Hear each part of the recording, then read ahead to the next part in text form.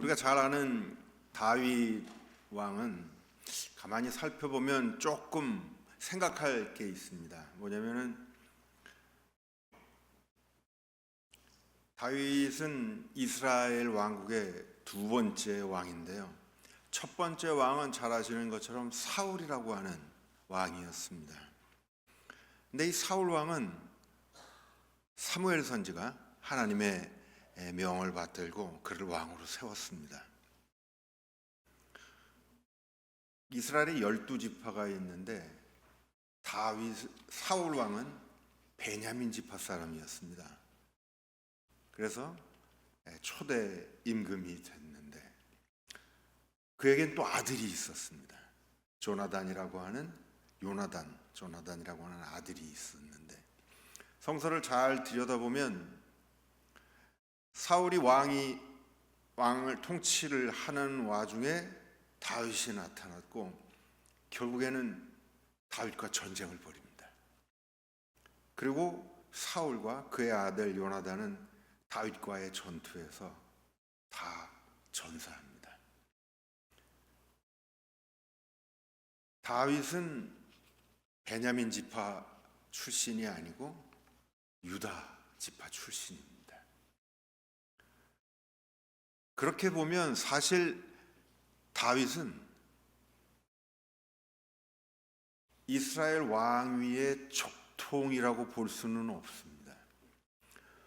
북왕국 베냐민 지파가 있고 후에 이제 남왕국 유다로 갈라지는데 다른 왕국으로 갈라지지만 아들도 있었고 지파도 달랐는데 결국 다윗이 전쟁 속에서 앞선 왕과 그의 왕세자를 살해까지는 모르지만 하여튼 죽게 되었고 왕위를 계승하게 된 겁니다. 성서는 사실 다윗 왕을 그렇게 부정적으로 묘사하지 않습니다만은 우리가 이렇게 한 발 떨어져서 보면 조금 묘한 역사입니다. 그리고 왕위를 계승한 이제 다윗 왕이 평생에 걸친 소원이 있었습니다. 그게 뭔지 아십니까? 성전을 건축하려고 합니다.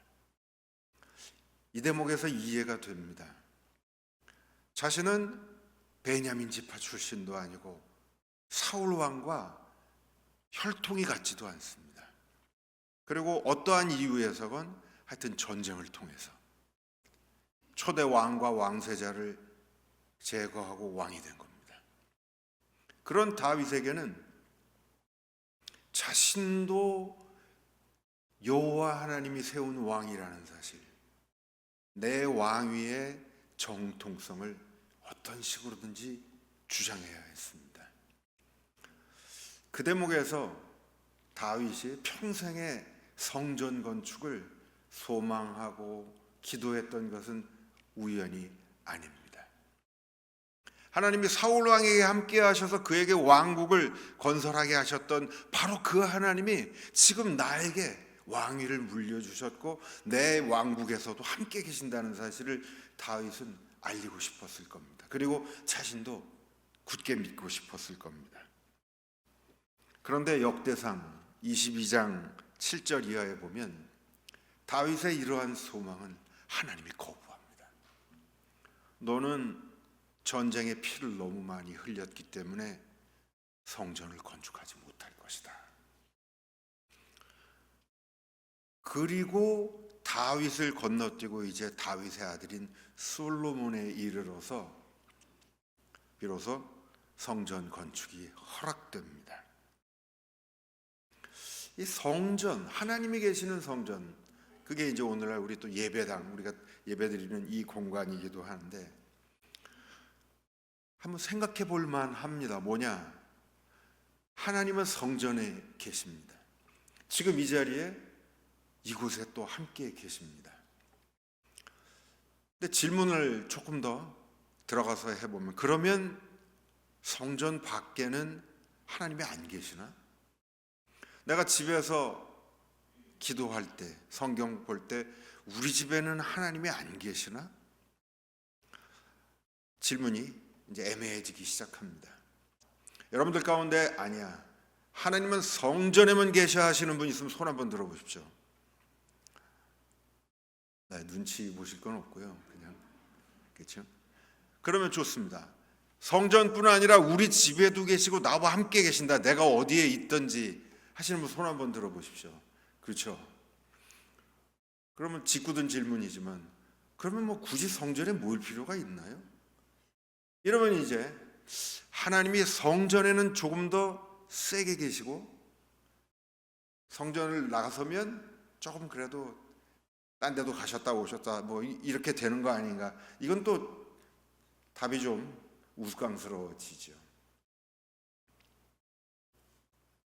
인간이 약한 겁니다. 다윗 왕도 인간적으로 이해가 됩니다. 하나님이 나에게 왕위를 주셨고 내가 이 왕국에 하나님이 함께 계신다는 사실을 알리고 또 동시에 자신도 확신을 갖기 원하는 겁니다. 그래서 내가 성전을 짓고 하나님 여기 계십니다 하고서 주장하고 싶었던 겁니다. 그런데 그런 다윗의 소망을 하나님은 거부했습니다. 특정한 공간에 하나님이 확실히 계신다라는 사실, 그것은 우리에게 큰 안도감을 줍니다. 이게 지나치면 어떻게 되느냐? 예배당도 성전도 우상이 될 수 있습니다. 우리가 잘 아는 이 이스라엘의 예루살렘이라고 하는 수도가 있었는데요. 기원전 587년에 바벨론이 쳐들어왔습니다. 그리고 이 예루살렘이 완전히 파괴가 되고 예루살렘에 살던 사람들을 다 바벨론의 포로로 끌고 갑니다. 여기에 이스라엘 사람들이 소위 패닉에 빠져버립니다. 신앙적인 정치적인 공황 상태가 옵니다. 왜? 하나님은 예루살렘이라고 하는 우리 도성에 그곳에 하나님이 계신다고 믿었습니다. 특정 공간이죠. 그런데 이방인이 와서 예루살렘을 파괴해버린 겁니다. 이스라엘은 말할 수 없는 공황에 빠지기도 했습니다. 왜 특정 공간에 하나님이 계시는 것을 그토록 믿고 고집하는가? 인간 편에서 보면 사실은 우리가 약하기 때문에 뭔가 확실한 것을 갖고 싶어 하기 때문입니다.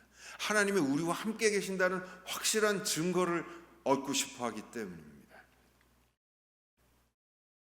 그런데 이런 현상은 성전이나 예배당에만 있는 것은 아닙니다. 우리가 가지고 있는 이 성경책 말입니다. 요새는 비머를 이제 사용하니까 교회 오실 때 성경 찬송을 안 가져오시는 분들도 종종 있는데, 제가 한참 기억이 나는 게 한 30년 전쯤인가요? 처음 이제 교회에서 전도사를 하는데 우리 부장 장로님이 그때 기억이 나는 게 차에 항상 조그만 성경책을 넣어 갖고 다니시더라고요.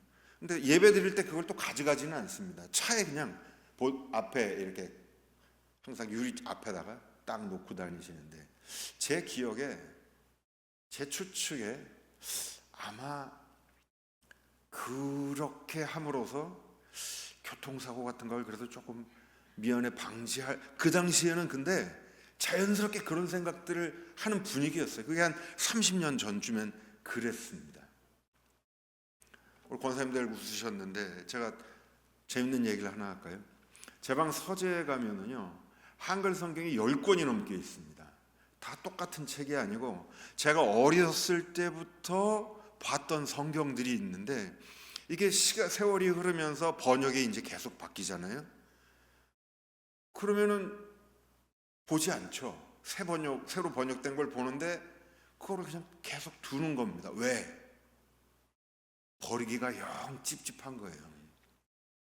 그래도 성경책인데 이걸 안 보는데. 그래서 이사 갈 때마다 40-50년이 지나도 여태까지 제 방에 서재에 10권이 넘게 있습니다. 지난 성경들이. 여러분들은 어떻습니까? 제가 추측컨대 여러분들도 모름지기 안 보지만 성경책 집에 몇 권씩 있으실 거예요. 왜? 버리기가 찝찝하거든요. 아니다, 나는 과감히 다 버릴 수 있다 하시는 분 손 한번 들어보십시오. 아, 그러세요? 그런데 그러니까 웃으셨잖아요. 성경책을 차 안에 넣어가지고 다니면 교통사고를 미연에 좀 방지할 수 있지 않을까, 이렇게 생각해 가면 성경책도 어느새 우상이 돼버리는 겁니다. 장로교회 창시자인 존 칼빈은 그래서 성경책 자체에는 아무런 신성도 없다라고 아주 단언적으로 얘기했습니다. 예를 들자면 이런 거죠. 바둑을 너무너무 좋아하고 잘 두시는 분이 있는데 바둑판을 뭐 황금으로 만들어서 가지고 다닌다든가, 아무 의미 없는 짓입니다. 바둑은 나무판에 게임을 하면 그 안에서 바둑의 재미와 진리가 있는 것이지, 판 자체가 순금으로 만들어졌다 그래서 아무 의미가 없습니다. 말하자면 그런 식이죠. 이것도 보면 우리의 약함 때문입니다. 하나님이 뭔가 좀 함께 해주셨으면 그 증표가 있어야 되는데, 이 성경책에도 혹시라도 여기에 신성이 깃들어 있지 않을까. 그래서 제가 그 교회 가끔 다른 교회도 가면은 교회에서요, 십자가 지는 마음으로 안 보시는 성경 다 가져와라 해서 교회 자체에서 그냥 처분을 하는 것이 서로 시험에 들지 않고 좋지 않을까, 제가 그렇게 교회에서 권면을 드립니다만은, 제가 감히 말씀드리건데 그냥 너무 걸거치고 짐이 많다 싶으시면 그냥 버리셔도 여러분들 천당 가실 수 있습니다. 아무 문제 없이. 그렇습니다. 이처럼 특정한 물체의 신성이 깃들여 있다라고 하는 거, 오늘 우리가 볼 때는 미신적입니다. 그리고 누구보다 성서가 그러한 사고를 비판하고 반대합니다. 뭡니까? 우상숭배라고 보는 겁니다. 금송아지를 만들었잖아요. 모세가 사라진 후에 이스라엘 백성이 혼돈에 빠진 상태에서 당시 다산과 풍요의 상징인 송아지의 모양으로 가장 귀한 것을 금송아지를 만듭니다. 그리고 스스로 위안을 삼으려고 하는 겁니다. 성서는 구약 신약을 통틀어서 우상 숭배를 배격하고 있습니다. 십자가 목걸이 같은 것도 그렇죠. 뭐 이것을 멋으로 다는 경우도 있지만 십자가 목걸이를 하고 다니면은 뭔가 그래도 더 안전할 수 있을 거다라는 사고는 역시 미신적 사고입니다. 오래전에 말씀드렸는데 이름도 그렇습니다. 제가 독일에 벌써 한 20년 됐네요. 20년 안 됐군요. 하여튼 독일에 처음 이제 가서 그 어학과정을 들어갔는데 저희 반에 홍콩에서 온 여자아이가 있었습니다. 거의 다 이제 동구권 뭐 이렇게 외국 사람들이 바글바글한데 동양에서 온 애가 눈에 딱 띄는 거예요. 너무 반가워서 쉬는 시간에 가서 제가 제 이름을 한문으로 딱 써서 보여줬습니다. 제 이름이 민첩할 민자에 범호랑이 호자거든요. 야, 이거 내 이름이야 그러고 친하게 지내자 그랬는데 이 아가씨가 딱 보더니 어떻게 이런 흉한 이름을 가질 수 있냐고. 중화권에서는요, 이름에 호랑이 호자를 절대 넣지 않는답니다. 우리나라에서는 호랑이 하면 어쨌거나 신성하고 또 경우에 따라서는 뭐 한 마리를 지키는 뭐 이런 긍정적인 이미지가 많은데 중화권에서는 호랑이는 굉장히 부정적인 이미지가 많은가 봐요. 그러면서 나한테 그 친구가 웬만하면 이름을 좀 바꿔보는 게 어떠냐 그랬던 기억이 납니다. 그 후에 물론 전 그 아이랑 친해지지는 않았습니다만, 아무튼 이 모든 인간적인 노력들이 기본적으로는 우리의 약함 때문입니다. 그래서 뭔가 의지하고 싶은 것, 확실하게 손에 잡히는 것, 여기에 신성이 있다는 거죠. 성전서부터 아까 말씀드렸던 것처럼 그래서 다윗이 성전 건축을 그토록 원했지만 하나님이 거부하셨습니다. 그리고 솔로몬 때에 이르러서 비로소 허락을 하셨는데, 오늘 권사님 봉독해 주신 열왕기상에 보면요, 솔로몬이 이제 성전을 건축한 후에 하나님께 봉헌하는 기도를 드리는 장면입니다. 제가 사실은 이 열왕기서 8장에 22절 이하가 22절에서부터 53절까지 30절이 넘는 분량이어서 이걸 다 읽기가 죄송해서 짧게 한 구절만 떼어냈지만, 솔로몬이 기가 막힌 기도를 하는 겁니다.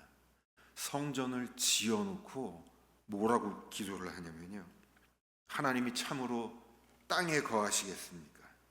하늘과 하늘들의 하늘에도 주를 용납하지 못하겠거든 하물며 내가 건축한 이 성전에 당신이 계시겠습니까? 이 기도를 10번을 넘게 반복합니다. 29절에 주께서 전에 말씀하시기를 내 이름이 거기 있으리라 하신 이 성전을 향하여 저희가 기도를 드리면 이 기도를 들으시고, 주는 계신 곳 저 높은 하늘에서 들으시고 성전에서 들으시는 게 아니에요. 32절에도 보면 주는 하늘에서 우리의 기도를 들으시고, 34절에도 주는 하늘에서 우리의 기도를 들으시고, 36절에도 마찬가지, 43절, 39절 저희가 이곳에서 성전에서 기도하면 하나님은 여기 계신 분이 아니라 저 높은 곳 하늘에서 들으시고, 사실 지금 생각해도 이 솔로몬의 이 기도는 대단하다 못해서 너무너무 혁명적입니다. 우리도 감히 하나님이 우리 예배당에 어떻게 계시겠습니까? 저희는 여기서 기도할 테니까, 이 말은 뭐냐면 당신은 여기에 갇히시는 분이 아니에요. 당신은 자유롭게 당신이 원하는 곳에 계실 겁니다. 이 얘기를 하는 거거든요. 이미 수천 년 전에 솔로몬이 아버지의 평생 소원이었던 성전 건축을 완성하고 기도를 드리는데, 세상에 당신이 어떻게 여기 계시겠습니까? 우리가 여기서 기도하거든 당신은 당신이 계시는 그곳에서 들으시고 열몇 번을 반복해서 기도를 하는 겁니다. 어쩌면 솔로몬은 아버지 다윗의 소망이 왜 거부됐는지를 이미 알고 있을 겁니다. 다윗은 자신의 약함으로 인해서 내가 지은 이 성전에 하나님이 계시다는 확고한 신념 속에서 성전을 지으려 했습니다. 뭐가 나쁘냐고요? 그를 통해서 자유로운 하나님의 역사가 갇혀지고 박제화되고 질식되는 겁니다. 이게 바로 소위 얘기하는 종교화가 되는 겁니다. 예식만 남은 기독교, 직제만 남은 기독교. 그러나 정작 화려한 건축과 교회 예배당 예배가 있는데, 그러나 정작 거기에 하나님은 계시지 않을 수 있다는 사실을 솔로몬은 이미 알고 있는 겁니다. 그리고 이제 이러한 맥락에서 다시 읽어주신 출애굽기로 돌아갑니다. 모세가 소명을 받는 장면입니다. 하나님이 모세를 시내산에서 부르십니다. 그리고 얘기를 하시는 겁니다. 너 나의 백성을 애굽에서 탈출시켜라. 그랬더니 모세가 내가 하나님의 이름도 모르는데 뭐라고 얘기합니까? 그랬더니 나는 스스로 있는 자다. 여러분, 이 하나님의 이름을 이제까지 말씀드린 맥락 속에서 이해하실 수 있겠습니까? 우리는 이름을 지을 때도요, 좋은 이름을 장명소에 가기도 하고, 뭐 제 이름처럼 흉한 이름은 안 지으려고 그럴 수도 있지만, 거기에 뭐가 들어있느냐면 특정한 이름에 특정한 언어에 또 기륭화복이나 신적인 능력이 깃들여 있다라는 생각이 들어있는 겁니다. 그래서 기왕이면 좋은 이름을 지으려고 장명소를 가기도 하는데, 그것은 어디까지나 우리의 바람이고 우리의 생각일 뿐이라는 겁니다. 너희가 무엇을 원하든 나의 이름을 어떻게 부르든 나는 너희와 상관없이 나는 내가 원하는 것을 할 뿐이다. 바로 이것이 나는 스스로 있는 자니다라는 하나님의 이름의 큰 의미입니다. 모세에게 말씀합니다. 이제 가라.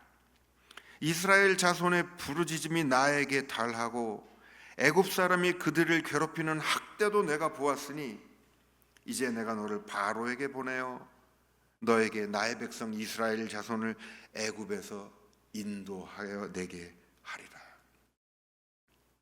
우리는 우리가 원해서 하나님을 믿고 교인이 됐다고 생각할 수도 있습니다. 그런데요, 기독교의 본질은, 우리 신앙의 본질은 어디 있는 줄 아십니까?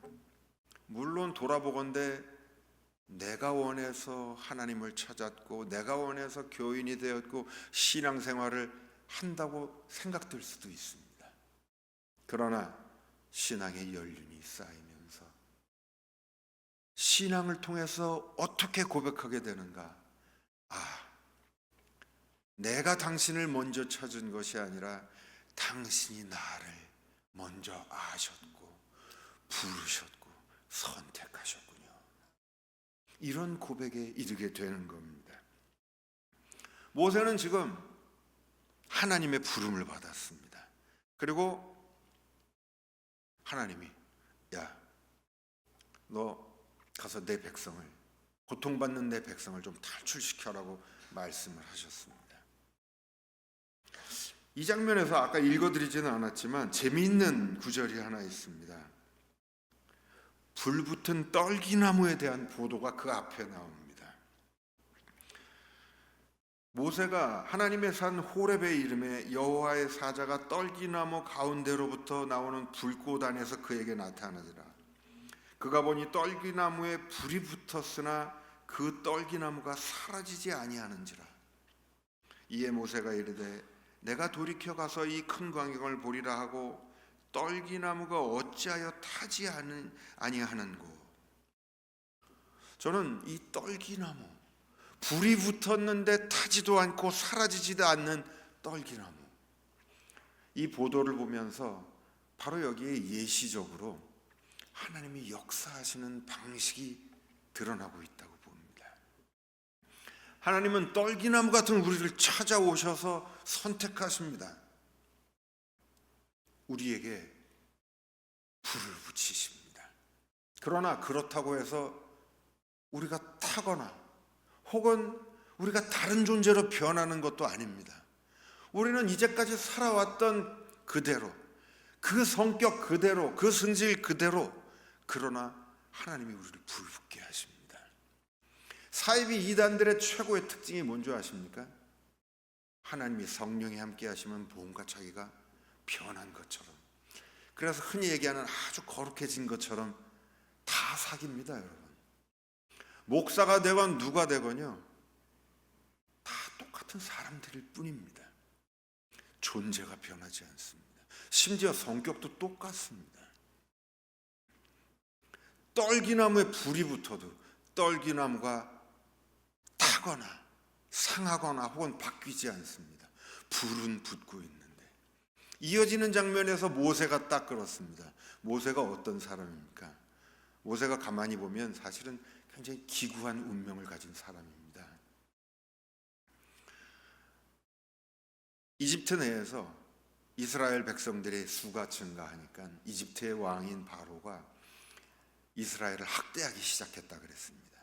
그래서 종살이하던 이 이스라엘 백성이 많이 어려움을 겪는데, 그러다가 바로가 칙령을 내립니다. 이스라엘에서 태어난 모든 남자아이들을 죽이라고요. 그 와중에 기적적으로 살아남은 게 바로 모세입니다. 레위 지파 출신이었는데 강보에 싸서 나일강이겠죠. 아이를 살리려고 어미가 떠나보내는데 그거를 또 하필이면 바로의 딸인 공주가 발견하고 키우게 됩니다. 그렇게 자란 왕자죠. 왕자로 자랐던 모세가 하루는 길에 나갔다가 이집트 사람들이 자신의 동족인 이스라엘 사람들을 학대하는 것을 보고 살해를 저지릅니다. 이집트 사람을 죽이죠. 그리고서 그 길로 뺑소니를 쳐서 이제 미디안 강야에서 양치기로 오랜 세월을 살고 있습니다. 그가 그 기가 막힌 운명 속에서 또 이제는 호롤단신 나그네가 되어 양을 치며 수십 년을 살고 있는 그 와중에 지금 하나님의 명령을 듣는 겁니다. 네가 가서 내 백성을 좀 건져내다오. 이제까지 그렇게 살아왔던 모세가 과연 이 하나님의 명령을 받아들일 수 있겠습니까? 절대 못하겠죠. 그래서 성경에 보면은 끊임없이 모세가 거부합니다. 11절에 보면 내가 누구길래 바로에 가서 또 내 백성을 애굽에서 탈출시키겠습니까? 그랬더니 하나님이 답을 줍니다. 그랬더니 또 모세가 얘기합니다. 이 백성이 묻기를 그 하나님이 누구냐, 하나님의 이름이 뭐냐 그럴 텐데 내가 뭐라고 답하겠습니까? 대답을 해줬더니 그 다음에 또 모세가 계속 얘기합니다. 나는 본래 말을 잘하지 못하는 자입니다. 마지막에 모세가 이르러 주여 보낼 만한 자를 보내소서. 그런데 그 다음에 나오는 하나님의 반응이 재미있습니다. 여호와께서 모세를 향하여 노하여 이르시되 네 형이 있지 않냐 이놈아. 계속 이렇게 모세가 자신이 없어 하나님과 씨름을 벌이는 겁니다. 저는 오늘 말씀을 준비하면서 사실 이 내용을 처음 깨닫게 됐습니다. 어쩌면 우리 모두가 모세다. 하나님이 우리 모두를 부르셨고 우리에게 내 백성을 탈출시키라는 명령을 주신다 생각합니다. 우리도 돌아온 삶을 한번 보시자고요. 여기 다 밝은 표정들로 앉아 계시지만 우리의 지나온 삶을 이렇게 돌아보면 우리도 결코 모세만큼 극적이진 않지만 다들 쉽지 않은 삶을 살았을 겁니다. 우리가 잘 아는 야곱 같은 경우도요. 그 장자권 하나 때문에 형 에서에게 팥죽 한 그릇을 팔고서 장자권을 사들이죠. 그날로 집에서 쫓겨나 버립니다. 그리고 베델에서 돌베개 잠을 노숙자가 시작된 거죠. 노숙자 생활이. 그리고 그도 또 광야에서 정처 없는 세월을 보냅니다. 그리고 말년에는 그가 그토록 사랑했던 아들 요셉을 형들이 팔아치워 버립니다. 그리고 기적적으로 다시 만나죠. 이집트의 총리 대신이 되어 있습니다. 이집트의 왕 바로가 니네 아버지를 데리고 와라 그래서 야곱이 갔습니다. 바로가 묻습니다. 나이가 어떻게 되느냐 너? 그랬더니 야곱이 얘기합니다. 내가 내 선조들보다 오래 살지는 못했지만 이제까지 참으로 험악한 세월을 살아왔습니다. 저는 이 표현도 우리말 성경이 참 기가 막히게 번역을 했다는 생각이 듭니다. 우리 남선교회뿐 아니라 우리 연세 지긋하신 성도님들 나름대로 다 험한 세월들을 살아오셨을 겁니다. 그런 우리를 하나님이 모세처럼 부르시고 너희 내 백성을 출애굽시켜라고 지금 명하십니다. 이집트에 갇혀있는 내 백성이 누구냐고요? 여러분, 지금도 출애굽하지 못한 하나님의 백성들이 많이 있습니다. 어디 있냐고요? 지금도 아파하고 상처받고 우리의 도움을 필요로 하는 이들이 우리 주변에 있습니다. 멀리 볼 것 없이 우리 가정에도 있을 수 있습니다. 간혹 신앙생활 열심히 하시는데 부부간의 관계가 안 좋은 분들이 있습니다. 교회 와서 열심히 봉사하고 신앙생활 하는데 여러 가지 이유가 있겠죠. 그 상대도 그 배우자도 지금 출애굽하지 못한 하나님의 백성일 수 있습니다. 나와 사이가 좋지 않은 부모님이 계십니까?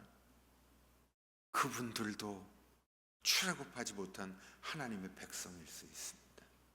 나의 자녀와 관계가 좋지 않습니까? 그들 또한 내가 출애굽시켜야 될 하나님의 백성일 수 있습니다. 교회 안에도 보면요, 다 하나님의 백성이겠거니 하지만 우리 교회는 없지만 어느 교회 가보면 또 서로 왕따당하는, 왕따시키는 분들도 있습니다. 그들도 아직 출애굽하지 못한 하나님의 백성입니다. 나의 따스한 말 한마디가, 나의 조그만 관심과 정성이 그들의 마음을 열고 그들을 출애굽시킬 수 있습니다. 여러분, 저를 따라서 한번 말씀해 보시기 바랍니다. 나는 모세다. 옆에 앉아 계신 분들 한번 쳐다보십시오. 당신이 모세입니다. 안 믿기시는 모양이에요. 웃으시는 거 보니까.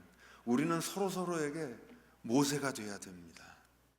그래서 하나님이 사랑하는 백성을, 지금도 아파하고 고통 속에 있거나 힘들어하는 그들 하나님의 백성을 출애굽시켜야 됩니다.